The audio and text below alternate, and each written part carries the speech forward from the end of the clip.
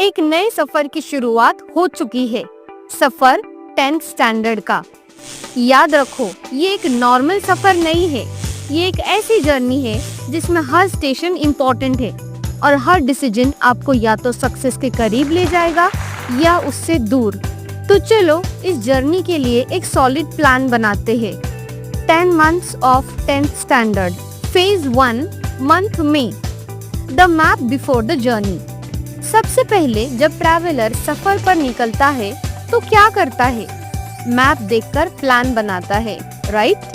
वैसे ही मई मंथ में हम सिलेबस का मैप बनाएंगे। आपको क्या करना है? पिछले 5 इयर्स के क्वेश्चन पेपर्स निकालो। देखो कौन से चैप्टर्स हर साल रिपीट हो रहे हैं। हर सब्जेक्ट के इम्पोर्टेंट टॉपिक्स को मार्क करो। ये आपको क्यों करना है? क्योंकि हर एग्जाम में 80-20 का रूल अप्लाई होता है। इसके हिसाब से आपके 20% सिलेबस में से 80% पेपर आता है। इसलिए हमें वो 20% सिलेबस हैक करना है। ये स्मार्ट वर्क आपको एक शॉर्टकट देगा इम्पोर्टेंट टॉपिक्स पे पहले फोकस करने के लिए। स्मार्ट स्टूडेंट वही होता है जो मैप पहले समझता है, वो रास्ते में नहीं भटकता। ये आपको मई के फर्स्ट हाफ में कंप्लीट करना है और सेकेंड हाफ में स्टडीज स्टार्ट कर देनी है। अब बढ़ते हैं अगली पड़ाव की तरफ। Phase 2 June, July, August. Building the foundation. अब जब मैप तैयार है, अब शुरू होता है असली काम। 90 डेज में पूरा सिलेबस कंप्लीट करना है। क्या ये पॉसिबल है? जी हाँ, बिल्कुल पॉसिबल है।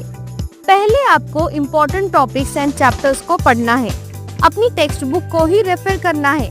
दूसरा कुछ भी पढ़ने की जरूरत नहीं है, क्योंकि 10th स्टैंडर्ड के एग्जाम में बाहर से कुछ भी नहीं आता। So only text book.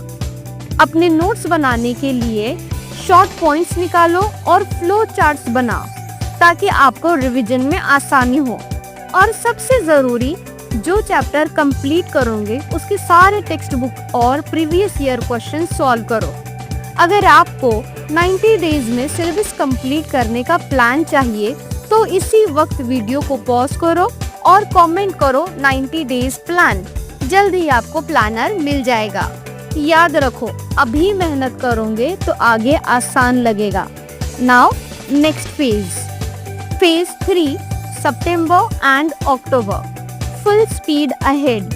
अब जब फाउंडेशन स्ट्रॉन्ग बन गया है तो इंजन फुल स्पीड में चलाने का वक्त आ गया है। सितंबर या अक्टूबर में आपका सेमेस्टर एग्जाम होगा। Depends on your school. और कहीं कहीं पर तो फर्स्ट प्रीलिम एग्जाम भी लिया जाता है।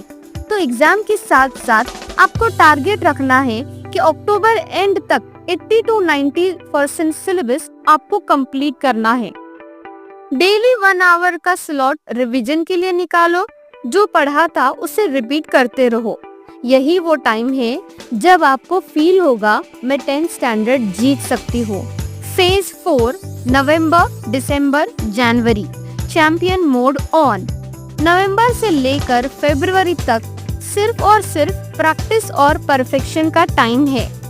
इस फेज में आपको क्या करना है? तो आपको अपने दिन को 2 स्लॉट्स में डिवाइड करना है। एक स्लॉट रिवीजन का और दूसरा स्लॉट प्रैक्टिस का। प्रैक्टिस के स्लॉट में आप एग्जाम कंडीशंस घर में ही क्रिएट करके पेपर सॉल्व करोगे, जिससे आपको ये पता लगेगा कि आप अभी भी किन टॉपिक्स में वीक हो।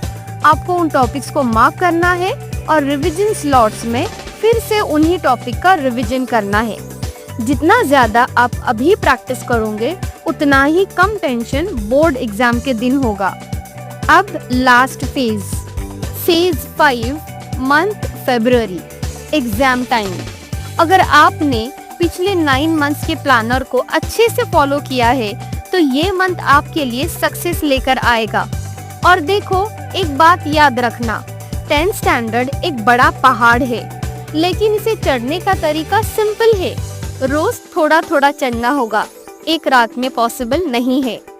डेली थोड़ा सा एफर्ट, डेली थोड़ा सा डिसिप्लिन, और जब फेब और मार्च मंथ में फाइनल स्टेशन आएगा आप जीत कर ही रहोगे। ये है 10th के 10 मंथ्स का सक्सेस फॉर्मूला। अब मैं आपसे एक छोटा सा सवाल पूछती हूँ, कौन से सब्जेक्ट या कौन से टॉपिक पे आप नेक्स्ट वीडियो देखना चाहते हो? कमेंट में जरूर बताना। मिलते हैं अगले वीडियो में with more ways to score more in life. Thank you.